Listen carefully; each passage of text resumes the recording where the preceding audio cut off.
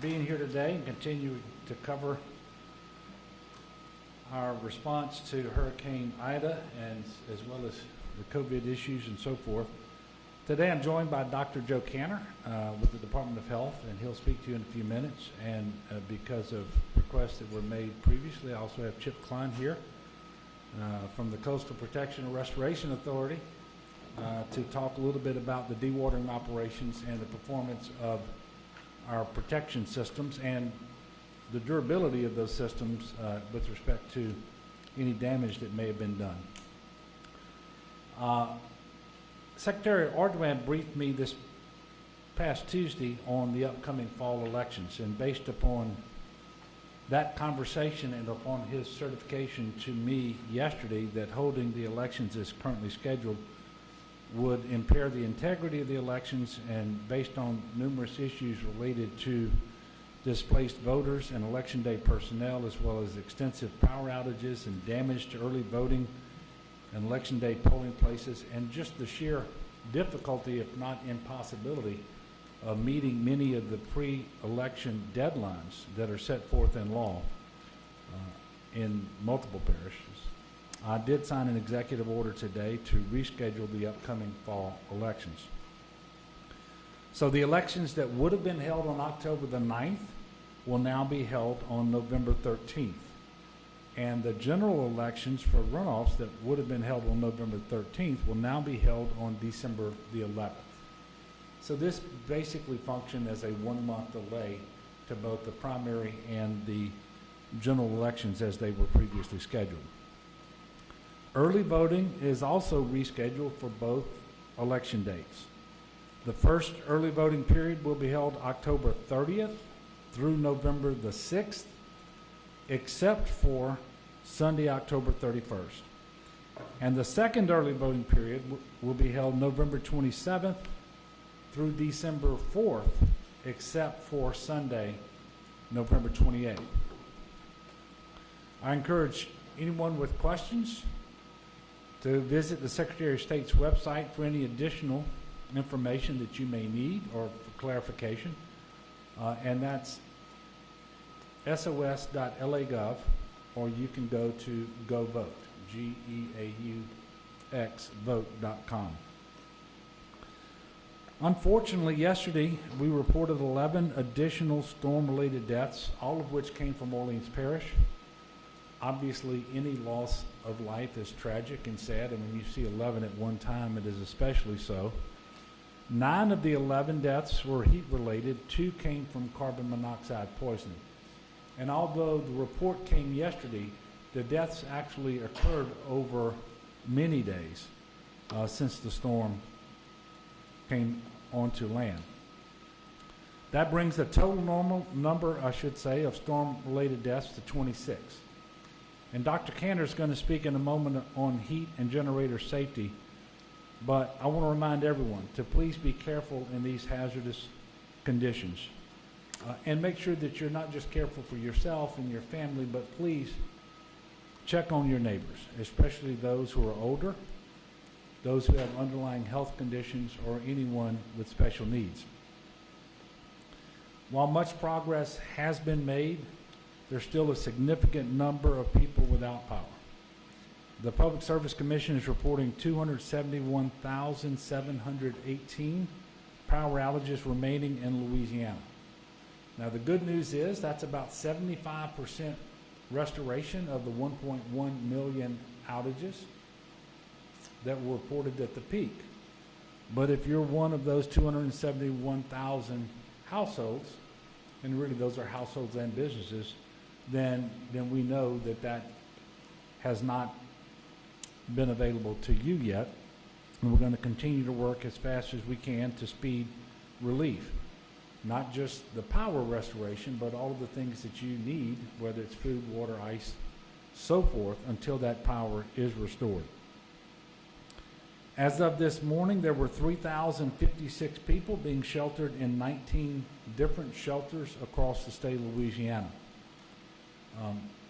You may remember I had the Secretary Marquita Walters of the Department of Children and Family Services here the other day And she explained the DSNAP process. It is in progress, and although it is not required in order to participate in DSNAP, we are encouraging impacted residents to pre-register for DSNAP, and you do that on the DCFS website at dcfs.la.gov/DSNAP. You can also text LA DSNAP to 898-211 for more information. And as she said, there's a sequence to DSNAP. The first thing we do is we engage in the points of distribution, but also the disaster household distribution for food, and those things are ongoing. And then once that assistance ends, power is restored, stores come back online and have stocked shelves. That's when you do DSNAP. And it always happens several weeks after the storm passes. And there will be more to follow on exactly when the DSNAP program will commence. I can tell you it will be done virtually as it was done last year. Including EMAC and Title 10 forces, Title 10 being active duty forces and EMAC being soldiers and airmen sent in from the National Guards of other states. There are currently 8,835 service members activated in support of current operations in Louisiana. The Louisiana National Guard has assessed more than 5,200 miles of roadway and have cleared more than 2,900 miles of roadway across 20 parishes. Today, the National Guard is operating 68 points of distribution in 13 parishes, and to date they have distributed right at 4.75 million meals, more than 208,000 tarps, which, by the way, is a record. Never before have these many tarps been given out. Almost 6 million liters of water have been distributed, more than 815,000 bags of ice, and 250,000 sandbags. I can report that the first blue roof was installed yesterday in Orleans Parish. We're showing currently more than 48,000 households registered for this program. Additional parishes have been added to the list of those eligible to participate in the program. So if your parish did not qualify before, it may now. And basically every parish that had previously been approved for individual assistance has now been approved for participation in the Blue Roof program. And I'm going to go through those parishes because you may not remember what those IA parishes were. They were Ascension, Assumption, East Baton Rouge, East Feliciana, Iberia, Iberville, Jefferson, Lafourche, Livingston, Orleans, Plaquemines, Point Capee, St. Bernard, St. Charles, St. Helena, St. James, St. John the Baptist, St. Martin, St. Mary, St. Tammany, Tangipahoa, Terrebonne, Washington, West Baton Rouge, and West Feliciana. We thank FEMA and the Corps of Engineers for assessing these additional parishes and making the determination that they can and should participate in the Blue Roof program. You do have to register. I encourage you to do that if your roof sustained damage. Remember, the Blue Roof has to render your home habitable so that it can be lived in. But if you've got any questions, please register. You can do that by going to blueroof.us.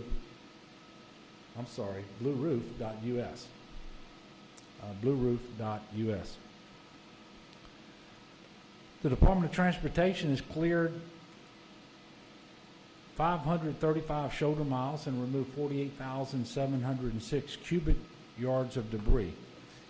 The debris process and the status can be viewed at 511la.org.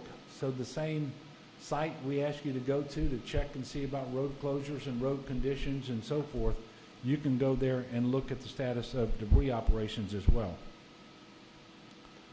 State offices will be closed in the following 12 parishes tomorrow, September the 10th, through Sunday, September the 12th. Those 12 parishes are Jefferson, Lafitte, Orleans, Plaquemines, St. Bernard, St. Charles, St. Helena, St. James, St. John the Baptist, St. Tammany, Tangipahoa, and Terrebonne. I'll give a brief update on COVID and with respect to testing and vaccinations before I turn it over to Dr. Canada. Our Shot for 100 program for college students is getting back up and running as students go back onto campuses and classes resume, at least in-person classes and so forth. I can tell you just shy of 5,000 of those $100 cards have been activated across 9 regions of the state thus far. Community-based COVID test sites and community-based vaccination sites are now open in all regions of the state, including Region 3, which covers Assumption, Lafitte, St. Charles, St. James, St. John, St. Mary, and Terrebonne parishes. And while we're talking about vaccinations, we have completed just shy of 2 million full vaccinations in Louisiana. That is 42.6% of our population is fully vaccinated. And in terms of those who are actually eligible to be vaccinated, those who are 12 and older, we just surpassed 50% of our state's population. And so obviously I want to thank the people of Louisiana who have decided to be vaccinated, and I do appreciate it. The numbers are improving, but it is also true we have a very long way to go. So at this time, I'm going to ask Dr. Cantor to come up, then not Dr. Klein, but Chip Klein's going to come up to talk about the coastal systems, and then I'm going to come back up with an additional announcement, and then I will take your questions as well. Dr. Cantor?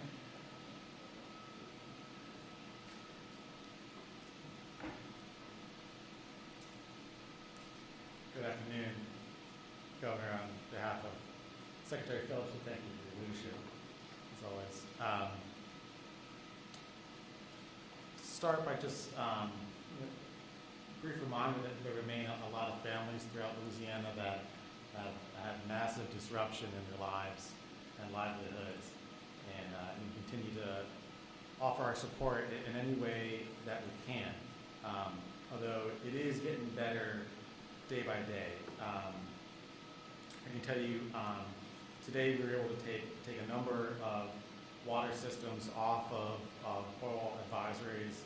So right now we're standing at 25 water systems which are complete outages, 10 of which are larger community systems. That's down from a max of 228. And those 25 systems represent about 42,000 individuals. There are now 152 water systems currently under a boil water advisory. That's down from a max of 231. And that represents 460,000 individuals. Both of those numbers came down significantly today, so we're looking forward to continued progress on that, but still 460,000 people are not with full services of the water system, and that's a hardship on them without question. As the Governor had mentioned, we continue to focus on preventable causes of post-storm fatalities. I want to talk a little bit about the biggest ones there. We're at 26 storm-related deaths right now. We consider a death to be storm-related if, in the respective coroner's estimation, the death reasonably would not have occurred had it not been for the storm or ensuing events. It's always the coroner that makes that determination. We simply compile that list and report it out. 11 of those deaths were added yesterday from Orleans Parish, 9 of which were electricity and heat related, 2 of which were carbon monoxide related. So if you tally it up right now, those 26, 6 6 are related to carbon monoxide poisoning connected to unsafe generator usage. 1 is the result of a tree falling on an individual during a storm. 2 related to drownings. 5 were connected to the 7 nursing homes evacuated to Independence. 10 are related to power outages within the New Orleans area. 1 is specifically related to an oxygen outage, and 1 was an individual who fell from the roof. To put this a little bit in comparison, for the entire 2020-2021 hurricane season, last year's hurricane season, we had 42 deaths, storm-related deaths during that season, 9 of which were carbon monoxide related, and another 9 of which were heat related. If using a generator, and again, after hearing it from the governor, we anticipate fewer and fewer families needing to use a generator going forward, and that's encouraging. But if you still are relying on a generator, always outdoors, always well away from your house, and particularly away from any air intakes on your house, those being windows, doors, or AC vents, and always in conjunction with a functioning carbon monoxide detector in your home, ideally more than 1 in your home. If you do not have those 3 elements in place, you are not operating that generator in a manner that's safe for your family, and you're at risk. I'll remind you that carbon monoxide poisoning is so scary because it's so quick. You can die in 10 minutes, and it's so silent, odorless, tasteless. It gives absolutely no warning, and we usually, when we have an instance of this, it's usually not just one person in the house that's affected. It's usually the entire house, with very little warning, if any. So please be humble in operating a generator. Please recognize how dangerous it can be. Always outside, always well away from the house, and always in conjunction with functioning carbon monoxide detectors that are inside your house. Separately, in terms of heat-related injuries, we got a little bit of a reprieve with the weather right now. We think it's going to be a little bit more moderate throughout the weekend, but then next week it's going to get hot again. So, if you still have yard work to do, if you're still working on your house, as the heat picks back up, please be cognizant of that. Please be, humble in your own ability. It's not worth putting yourself at risk. Take breaks. Try and work early in the morning, later in the afternoon, so you avoid the midday sun, and stay hydrated. And take a break if you're feeling exhausted. We see these heat-related events after every storm. We really do consider these to be preventable. One additional item that I do want to bring to people's radar is West Nile virus. We usually see this come up after storms every year. We certainly have in the past, and we're beginning to see increases now. So this is due to increases in mosquito breeding relating to standing water that occurs after a storm. We've had 5 cases of neuroinvasive disease related to West Nile this season. Neuroinvasive disease is the most feared complication of West Nile. It can be fatal. Oftentimes when it's not fatal, it leads to permanent disability. One of those is new this week, as of this morning, and I received word coming into this press conference that we now have 3 more cases of neuroinvasive disease to report. So if those get confirmed, it'll bring the season total up to 8 cases. The 5 cases that were confirmed as of this morning are from the parishes of Beauregard, East Baton Rouge, Livingston, Orleans, and Ouachita. But those are just the cases that we know about that cause neuroinvasive disease. We know that there's West Nile mosquito activity in terms of we have cultured it or lab positive off of mosquito traps in at least 21 parishes right now, probably more. So it's a widespread problem. There's aggressive and robust mosquito abatement operations going on in the affected parishes right now. Those will continue. There are some things that you can and should do on your own, particularly if you're in an affected parish. Number 1 is protect yourself. And by that I mean when the mosquitoes are out, wear long sleeves, wear bug repellent, and if you don't have to be outside, if you have the AC working, go inside. Limit your exposure to mosquitoes and use repellent as you can. The second thing you can do is to help reduce the places where mosquitoes can breed. These are water-breeding mosquitoes, and they're typically called container mosquitoes. They breed in very small amounts of standing water. And it doesn't have to be any larger than a bottle cap that's overturned and filled with rainwater to have a breeding ground. When you have a breeding ground, you have more mosquitoes in your home. Nobody wants that. So take a moment every few days. This is good practice anytime in the summertime here. Take a moment every few days to go around your property and overturn any standing water. Typical culprits are the saucers, the little potted plants, lawn equipment, and debris. And again, it can be as little bit as a bottle cap that breeds mosquitoes. So any standing water, even small amounts on your property, if you overturn that and do that regularly, you'll keep breeding grounds for these mosquitoes to a minimum, reduce the amount of mosquitoes that are causing you and your family problems. We've had, as the governor said, 26 deaths so far connected to Hurricane Ida.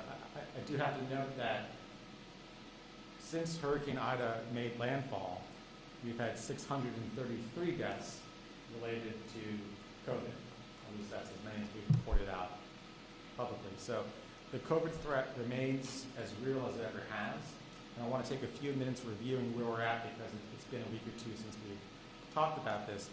In short, we're going in the right direction, and that's encouraging. But the level of COVID out there remains exorbitantly high.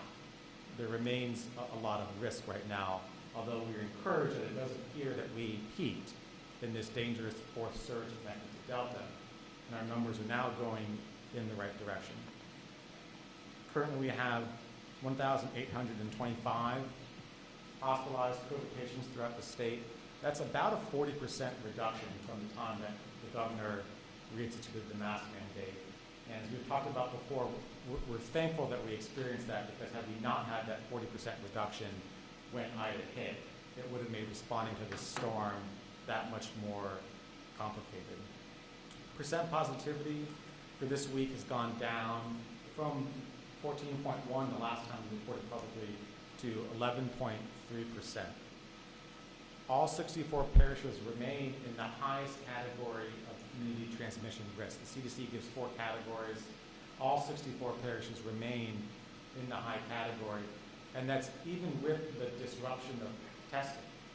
There's no doubt that we've had a decreased volume of testing over the past couple of weeks. It's actually been down 45% over the past 2 weeks. Even with that decrease in testing volume, we still have all 64 parishes in the highest risk category. We did, unfortunately, over the past 2 weeks, add 29 new cases of multisystem inflammatory syndrome in children. That brings that total to 229. Of those 29 new cases, 2 were fatalities, and 3 of those individuals remain in the ICU in critical condition. We continue to offer monoclonal antibody treatment. This is a treatment available to people after they've been diagnosed with COVID but not yet sick enough to be in the hospital, designed to keep people out of the hospital. This past week we gave about 4,400 doses of monoclonal antibody treatment. It's available right now at 137 sites. So just like before the storm, if you are diagnosed with COVID, you should immediately call your healthcare provider and have a conversation if monoclonal antibodies would be indicated appropriately in you. They're effective at keeping people out of the hospital. They're not a silver bullet, but they are effective at reducing the need for hospitalization, meaning keeping you from getting sicker with COVID. Testing sites are coming back online from the disruption in the storm. There's about 30 community testing sites available right now. There'll be more in the coming days. There's about 20 community vaccine sites available, plus all the private vaccine sites, meaning pharmacies, clinics, and hospitals. If you deferred your second dose of Moderna or Pfizer because of the storm, that's okay. That's absolutely okay. Just get it rescheduled and get it done whenever you can. You do not need to restart the series. So if you missed your second dose appointment, that's completely okay and understandable. Reschedule it as soon as you can.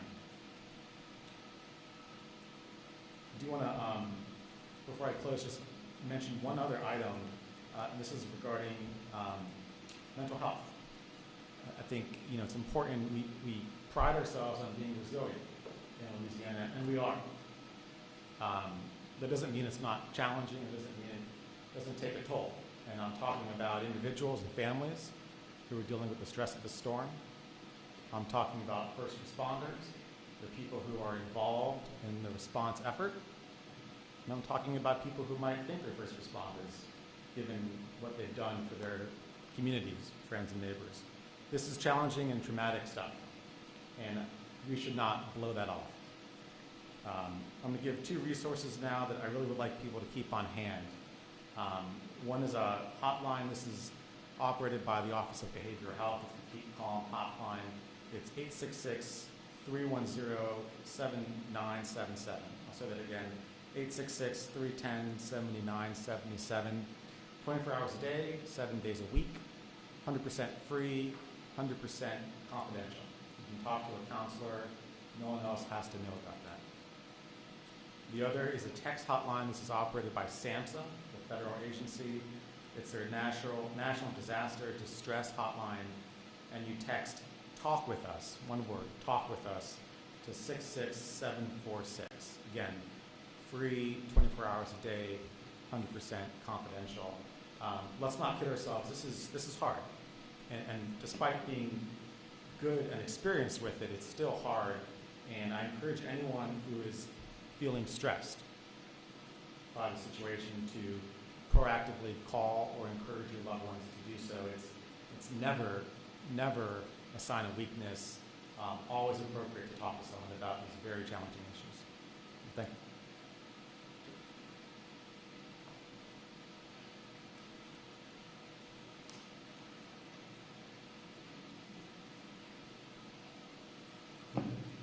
Well, good afternoon. Chip Klein, Executive Assistant to the Governor and Seaprairie Board Chairman. I'm going to provide a brief update on how our various levee protection projects and the various hurricane risk reduction systems performed throughout southeast Louisiana during Hurricane Ida. And I want to begin by saying that you will recall, as Hurricane Ida was approaching South Louisiana, that this storm was going to test our levee systems in a way they haven't been tested before.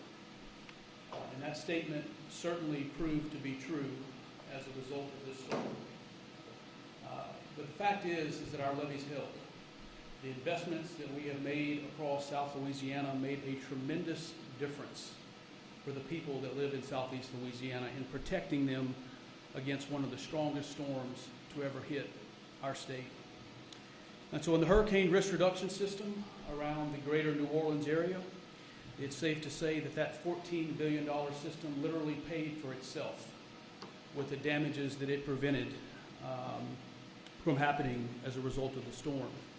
It is my belief that this was the system's first true test.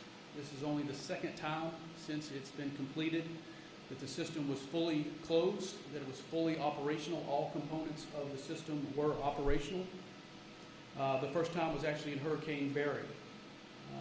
But this system performed exactly how we hoped it would and exactly how we needed it to. No levee overtopping, no levee failures, no levee breaches. So a very different picture on the ground today after Hurricane Ida compared to the picture we saw on the ground following Hurricane Katrina. And that is thanks to the federal investment of $14 billion around the greater New Orleans area. But I also think it's important for the public to know that there have been billions of dollars invested in other hurricane risk reduction systems across South Louisiana, particularly in Terrebonne and Lafitte parishes. And I want to start with the LaRose to Golden Meadow system, which protects portions of South Lafitte. This is actually the levee protection system that had our attention the most, I think, based upon the trajectory of the storm, based upon some of the storm surge modeling that we were seeing. This system withstood a 16-foot storm surge in South Lafitte. There were no levee failures. There were no levee breaches. We've gotten reports from the South Lafitte Levee District and Lafitte Parish that there was no overtopping on the LaRose to Golden Meadow system.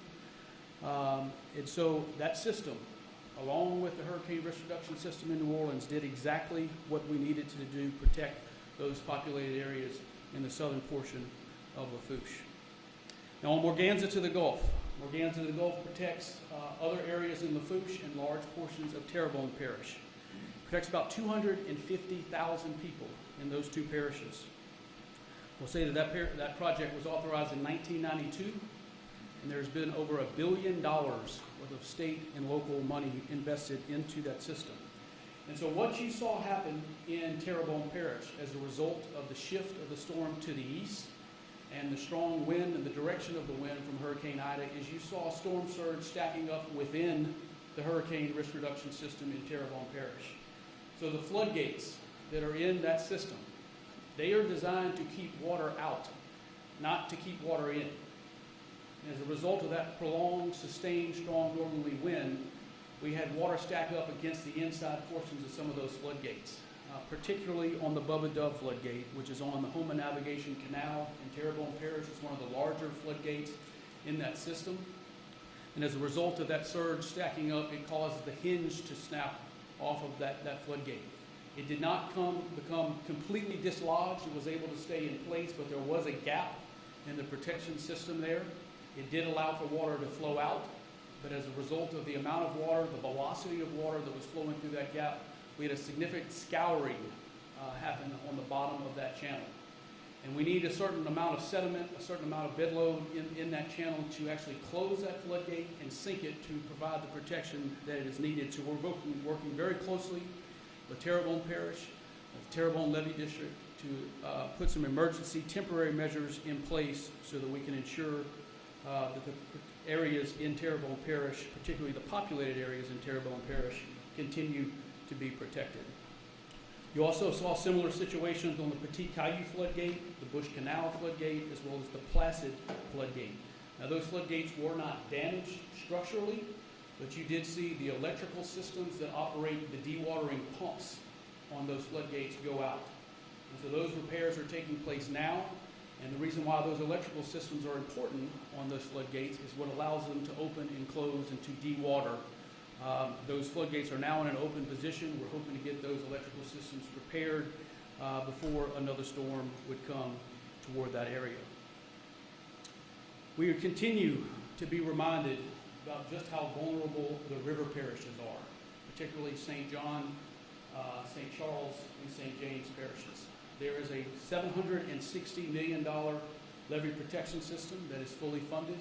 We did a groundbreaking on that project last month. And so we're going to be working with the Corps of Engineers and our congressional delegation to look for ways in which we can expedite the construction timeline on that project, as well as looking at extending that alignment into portions of St. James Parish and also adding some additional flood protection features to that project as well. In Plaquemines Parish, New Orleans to Venice, again, no overtopping. The federal investment there performed as we needed it to. You did see overtopping of back levees, parish-owned and maintained levees on the west bank of Plaquemines Parish near Myrtle Grove and Alliance, as well as on the east bank in the St. Bernard areas. As you heard the governor say in his opening comments, CPRA is focused on some dewatering missions in those areas. There's been 22 cuts on back levees on the west bank of Plaquemines Parish to help allow that water to get out quickly, which will allow for Highway 23 to open to traffic. I want to make a few comments, if I could, on Grand Isle and Lafitte. Yesterday I was able to join the governor in both of those areas. A sobering sight to see. And I want the people of Lafitte and Grand Isle to know that this governor and the state's coastal program are not going to forget about those areas. And we are still committed to providing the protection they need and deserve. However, with that being said, we have got to fundamentally change the way in which we are thinking about protecting those areas, particularly Grand Isle. Sand dunes on the Gulf side of the island and segmented breakwaters are not going to cut it. So we're going to be working with the Corps of Engineers and our congressional delegation to look at new strategies on how we can provide better protection, more resilient protection, and strengthen structures around Grand Isle and Lafitte. And finally, I want to give a quick update on some of our coastal restoration projects. Many of you who follow the coastal program know that there's been significant investment in coastal restoration over the last several years. A lot of people in the general public say those are great investments, but they're going to be washed away when the next hurricane comes. But that is not what we see on the ground today.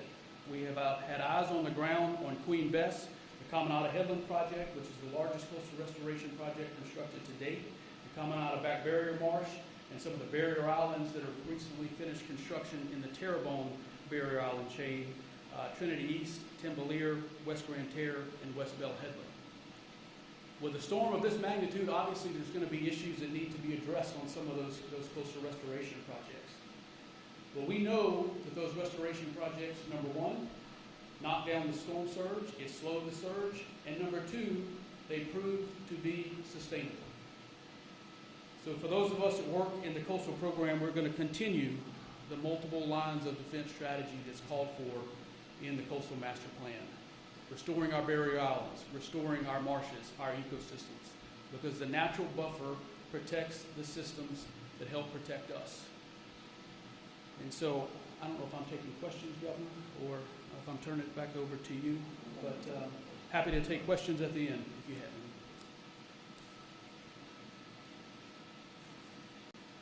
Thank you, Chip and Dr. Cantor. Again, before I take some questions, and we're going to take questions for me or for Dr. Cantor, for Chip at the end, I do want to end on a positive note.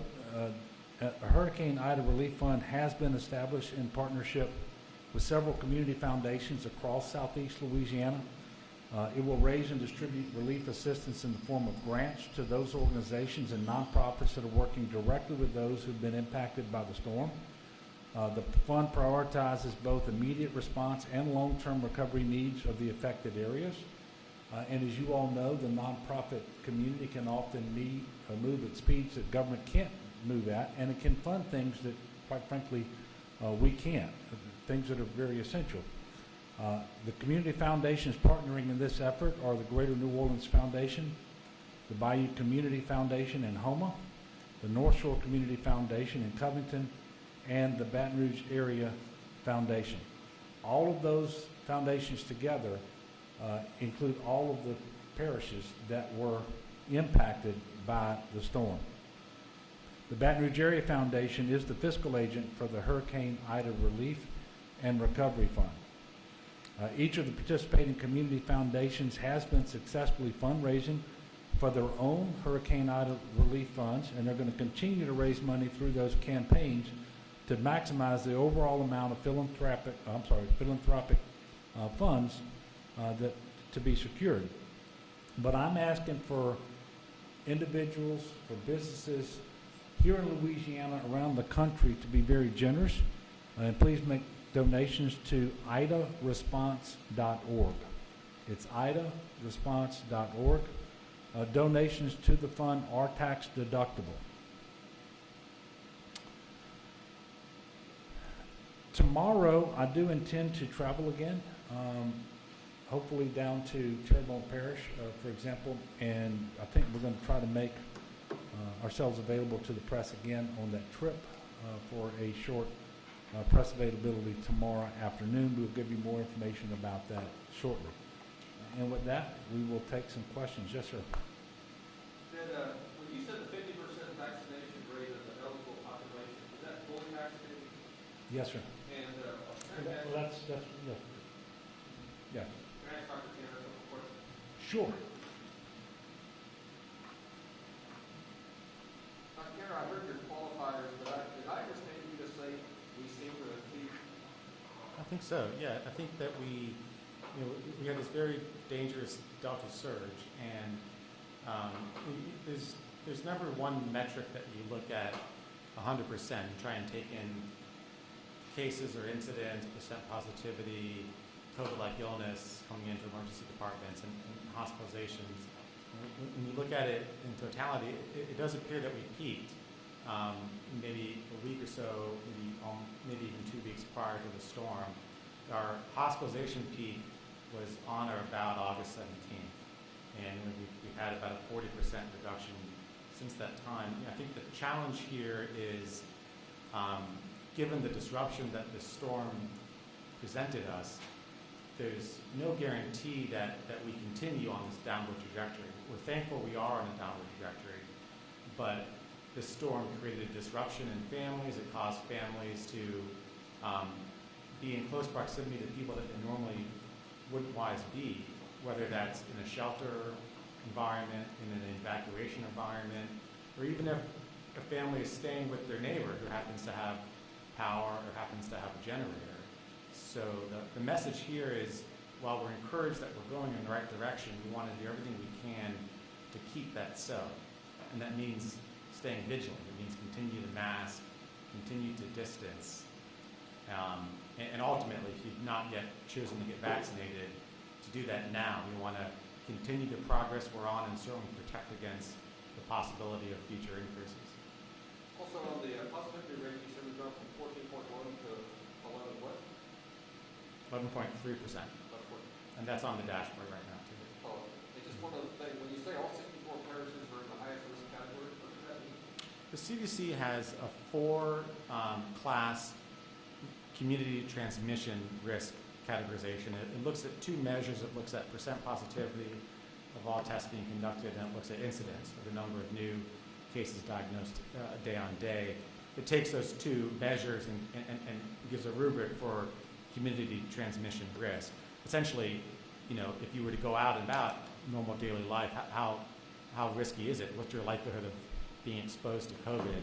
So point being, although we're going in the right direction, and we're encouraged about that, the risk of community transmission remains as high as the CDC offers in each of 64 parishes. Yeah, Melinda. Before you walk away, Okay.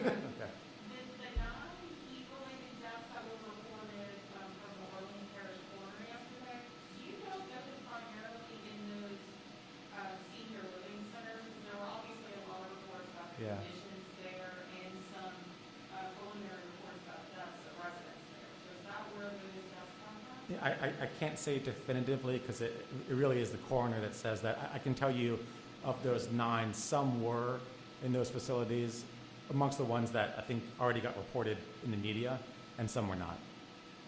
Okay, and then on the subject of the nursing home evacuations, can you talk globally about the preparations that nursing homes had in place in advance of the storm, and whether you think they were sufficient, and whether you think that the state has done enough to stay on top of evacuation plans and those sorts of preparations that the nursing homes made?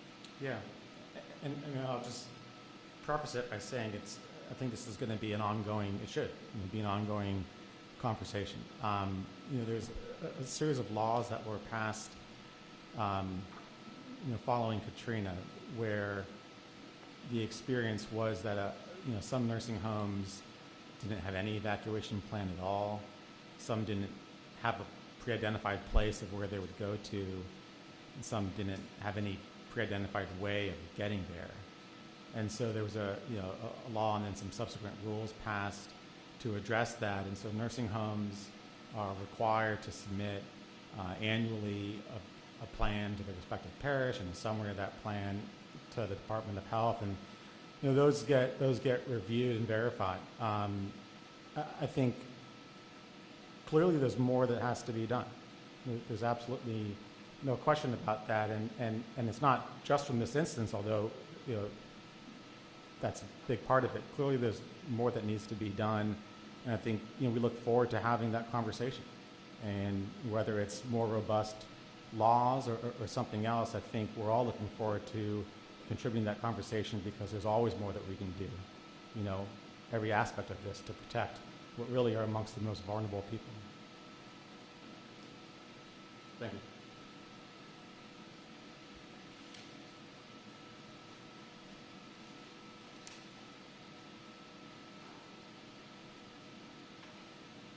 Any additional questions? Yes, ma'am. Governor, in terms of temporary housing, and that's obviously going to be an issue, particularly in the Fairfield and Beach areas. Are you already in conversations with FEMA about temporary trailers or some sort of, I know they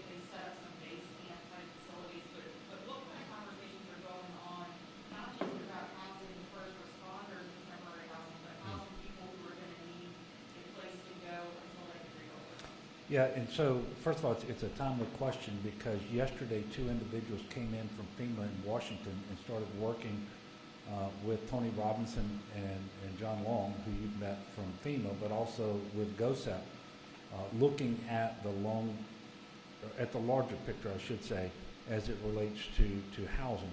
And of course, FEMA is the federal agency that looks at the temporary housing piece.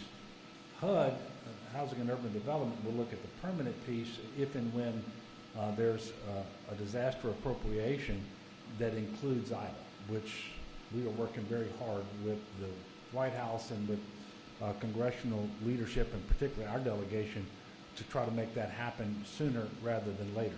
But those conversations are ongoing, and there are things right now that FEMA's done to assist. There are components of individual assistance that help. There's rental assistance, the temporary shelter assistance. So for example, I'm sorry, I said temporary, it's transitional shelter assistance, and these basically allow for lodging in hotels, which is ideal in the short term at least, because that's kind of like a non-congregate setting, and it's much safer in our COVID environment. We talk about shelters. I told you a while ago there are about 3,000 people across 18 shelters. Well, there are 11,000 households that are using the transitional sheltering assistance, and that's actually more than 31,000 people. So that's very helpful. But those things are immediate and not robust enough, and so there are additional conversations happening. And I can't get ahead of that because ultimately FEMA has to approve what's going to happen. But I believe we're going to see, and you're going to hear announcements over the coming days of additional options. They're going to be brought to bear, and you've seen them all before, and all of those are in discussion now. Whether it looks like trailer parks, trailers in people's driveways, something not quite like, but similar to the program that we did after the 2016 floods, where we went into people's homes and made temporary repairs that were designed to get those homes deemed safe, habitable, and secure. And we called that the Shelter at Home program. It was a version of the STEP program that's run by FEMA. And all of those discussions are underway right now. And I believe you're going to see some more information forthcoming on that relatively soon. Yes, sir. Hey, Governor. I wonder if you saw the newspaper report that 67% of state officers use force on black people in the state. Just your thoughts around that, and also, what you knew about what the agencies are doing to address that. They also said that there was a secret panel that was, taking a look at that was also expanded. So I hate to do this. I need you to repeat all those questions. I couldn't understand any of them. Is this better? Yeah, I think so. So yeah, I was asking about the newspaper report that came out today that said that 67% of state officers use force against black people in the state. What are your thoughts on that? Oh, I'm sorry. Yeah, I don't have a comment on that. I don't know whether that's accurate or not. What I can tell you is that with the leadership we have in the state police, that I am confident that robust measures have been put in place in terms of new leadership, both in the command group, but also at the various troops. I know that new policies have been put into place all around additional transparency and making sure that those things do not continue. And I know that Colonel Davis is going to be addressing this tomorrow, I think at 1 p.m., and there'll be more information at that point in time. Yes, ma'am. For Chip? I would hope so, because he's here because of your question the other day.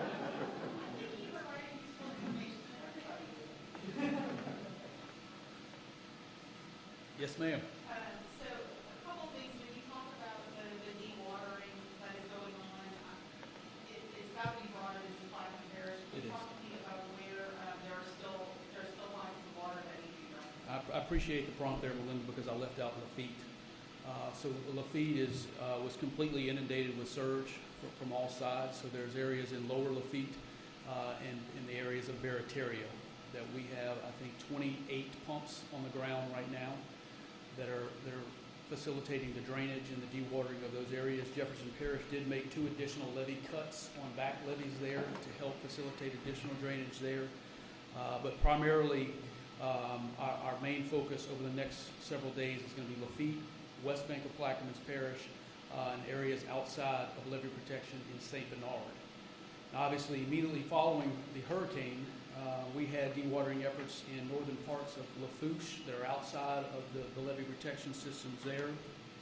We had to move pumps from St. Mary Parish to the Louisiana Offshore Oil Port, which took on water. We're helping dewater that facility. I believe we had some dewatering efforts in southern Terrebonne, which the governor mentioned that we're going to be going there tomorrow.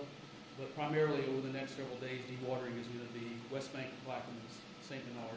And in terms of the repairs to the floodgate in Terrebonne, what's the estimated timeline of having something in place so that they can be protected from whatever might be happening? So we are working right now. We've got a contractor on site looking at the feasibility of either dropping rocks at the bottom of that channel to address the scour hole or putting sand. It may be a combination of both.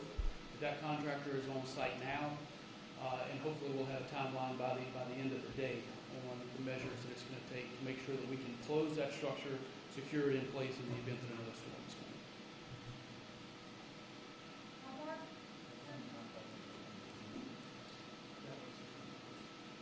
If you're referring, Melinda, if you're referring to that was on the hinge on above the dove, but on the electrical panel, that should be repaired in short order. So I don't think that's as an extensive a repair job as the broken hinge on the above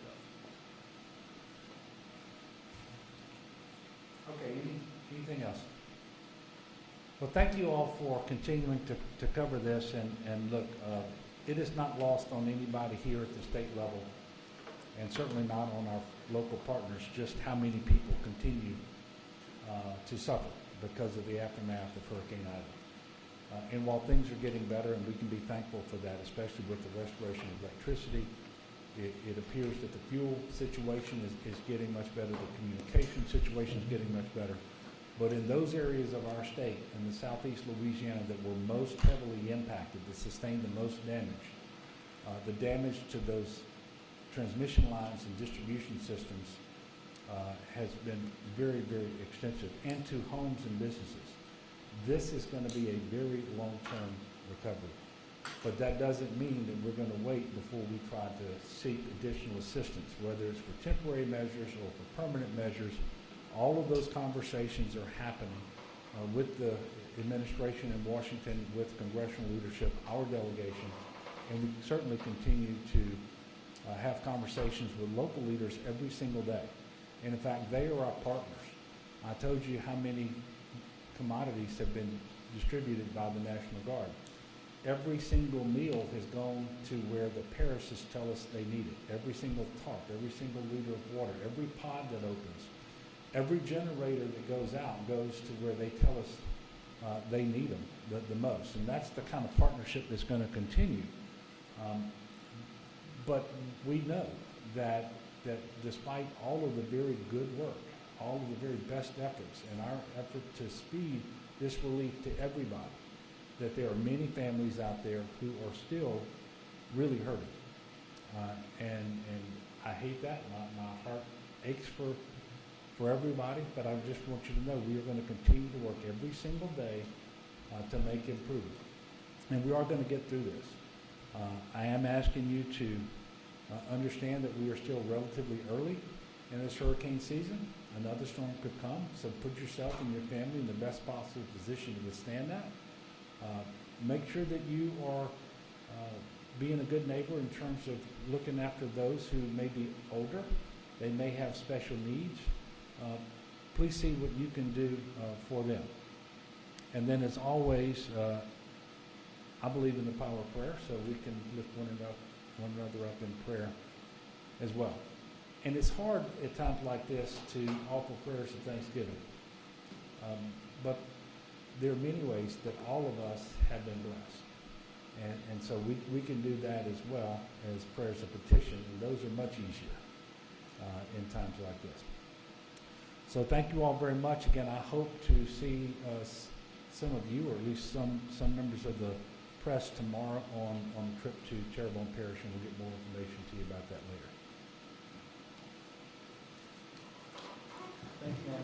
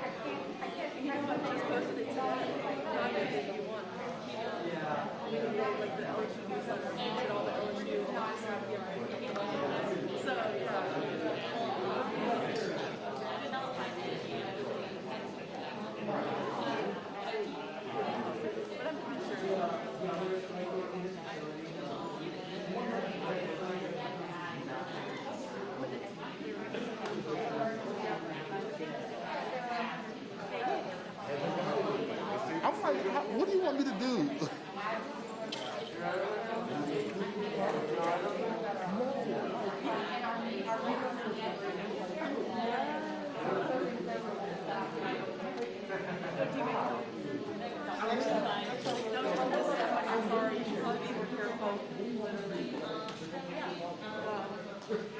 I can't. Yeah.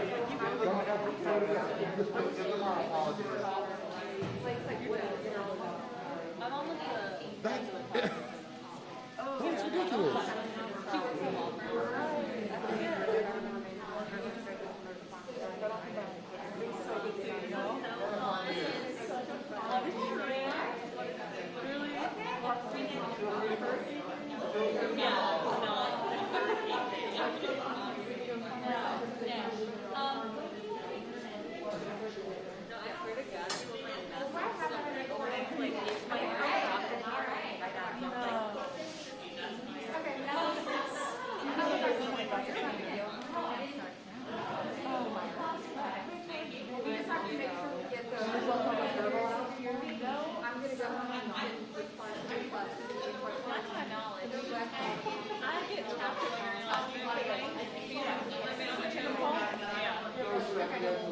And we'll get out and then